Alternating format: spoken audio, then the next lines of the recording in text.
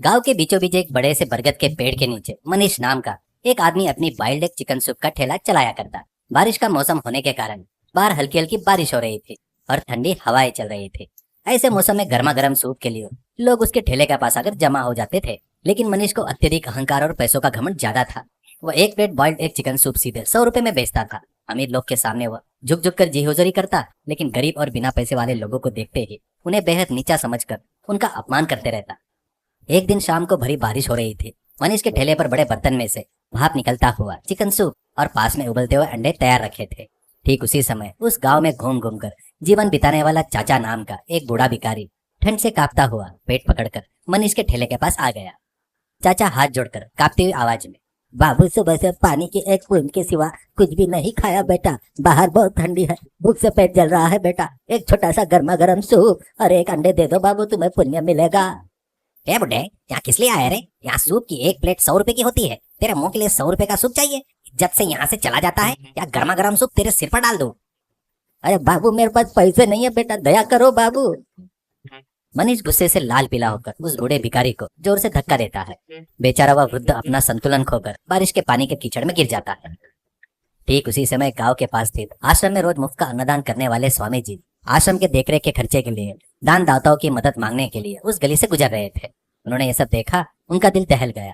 वे तुरंत भागते हुए आए और बूढ़े चाचा को उठाकर खड़ा किया। मनीष, कितना अहंकार है तुम में? एक भूखे वृद्ध की मदद करने के बजाय उसे इस तरह कीचड़ में धक्का दे दिया।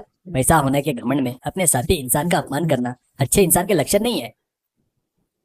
ओहो, आइए आइए बड़े स्वामी जी महाराज, बंद कीजिए अपनी ये सीट। असल में उस भिखारी में और आप में क्या फर्क है स्वामी जी? दोनों गांव गांव घूम घूम कर भीखी तो मांगते हो ना। वो अपने पेट के लिए मांगता है, तुम अपने आश्रम के नाम पर मांगते हो। दोनों तो एक ही हो ना। मुझसे सवाल पूछने की औकात तुम्हें नहीं है, जाओ। इन बातों से स्वामी जी की आंखें लाल हो गई।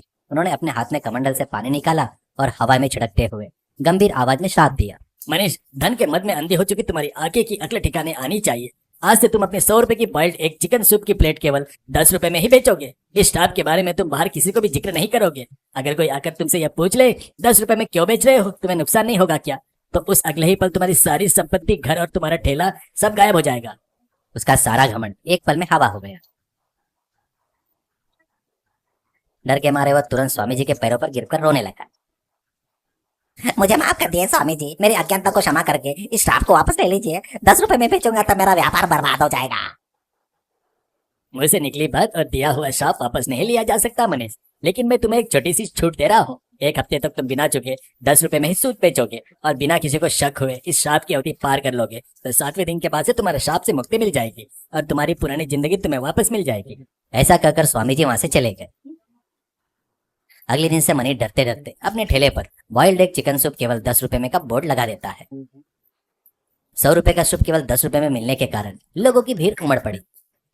लेकिन मनीष को हर पल एक ही डर सताता, अगर वो आकर पूछ ले 10 रुपए में क्यों बेच रहे हो, नुकसान नहीं होगा क्या, तो उसकी सारी संपत्ति गायब हो जाएगी। इसलिए जब लोग सूप पी रहे थे तो ये सवाल उनके दिमाग में न आए, इसके लिए उनका ध्यान भटकाने के लिए तरह तरह की तरकीबें अपनाता। कोई सूप पीते हुए सोचने लगता तो, अरे अरे भैया, उधर देखिए आसमान कितना नीला लग रहा है ना, देखिए बादल कैसे दौड़ रहे हैं। वह सड़क पर जाते हुए नए मॉडल की लाल कार देखिए, कितनी सुंदर है ना। कोई मुंह खोलने वाला होता है तो, अरे अरे वह दूर दिखती पहाड़ियों को देखो भैया, कितनी खूबसूरत और हरी भरी है ना। इस तरह तरह तरह के ध्यान भटकाते हुए वो सूप पर हर एक इंसान की सोच को मोड़ देता। इस तरह डरते डरते 6 दिन किसी तरह सुरक्षित गुजार लिए।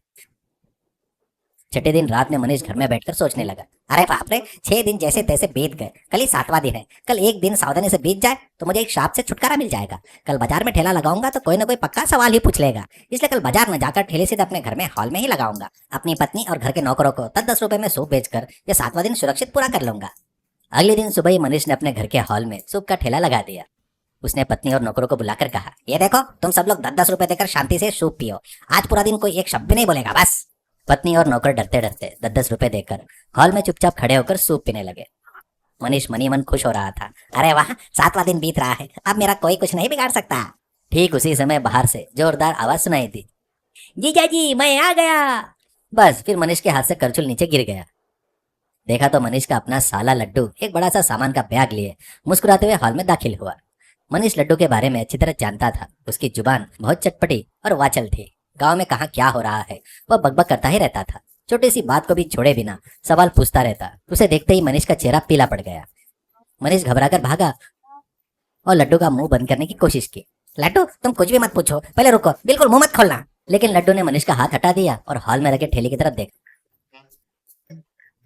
अरे जीजाजी, ये क्या अजीब सी बात है? ठेला बाहर लगाने के बजाय घर के हॉल में क्यों रखा है? और ये बोर्ड कैसा बदल दिया जीजाजी? पहले तो बॉइल्ड एग चिकन सूप 100 रुपए में लिखा होता था, अब क्या 10 रुपए में लिखा है? इतना सस्ता बेचोगे तो तुम्हें नुकसान नहीं होगा क्या जीजाजी? बस फिर क्या था, यह बात लड्डू के मुंह से निकलते ही ढम करके एक बहुत बड़ा बिजली का धमाका हुआ। अगले ही पर घर, दीवाले, सोफा, सूप का ठेला, मनीष की धन संपत्ति, सब कुछ गायब हो गई। मनीष, उसकी पत्नी, नौकर और लड्डू चारों खाली जमीन पर कड़ी धूप में खड़े होकर रह गए। जीजाजी, घर कहाँ गए जीजाजी? हमारे आसपास की दीवारें कहाँ गई?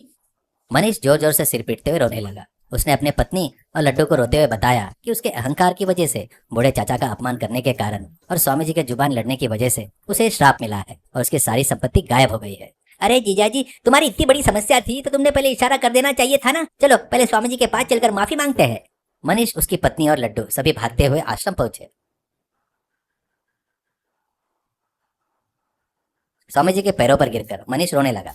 स्वामी जी, मुझे माफ कर दीजिए। मेरा धन का अहंकार और गरीबी को नीचा दिखाने की मेरी नीच बुद्धि पूरी तरह नष्ट हो चुकी है। मुझे रुपये की कीमत और भूख की तड़प समझ में आ गई। इसके बाद मैं फिर कभी गरीब का अपमान नहीं करूंगा। मुझ पर दया कीजिए स्वामी जी। स्वामी जी ने मनीष के पछतावे और उसकी सच्चाई को देखा। मनीष, धन संपत्ति मदद करने के लिए होना चाहिए, घमंड दिखाने के लिए नहीं। तुम्हें सही अकल आ गई है, अब से ईमानदारी से और दया से जियो। यह कहते हुए स्वामी जी ने अपने हाथ का जल अभिमंत्रण करते हुए उस पर छिड़क दिया। बस अगले ही पल मनीष का खोया हुआ घर, संपत्ति, सूप का ठेला, सब कुछ वैसा का वैसा वापस आ गया। उस दिन से मनीष ने अपना अहंकार छोड़ दिया। रोज अपने ठेले पर आने वाले गरीब और भूखे को मुफ्त में सूप पिलाता और सभी से प्रेम से बात करते हुए गांव में एक अच्छा नाम कमाया। सीख, धन और पद होने पर अपने साथी मनुष्य और गरीब को नीचा मानकर उनका अपमान नहीं करना चाहिए। अहंकार इंसान को विनाश की ओर ले जाता है, जबकि दया और परोपकारी की भावना ही मनुष्य की असली संपत्ति है।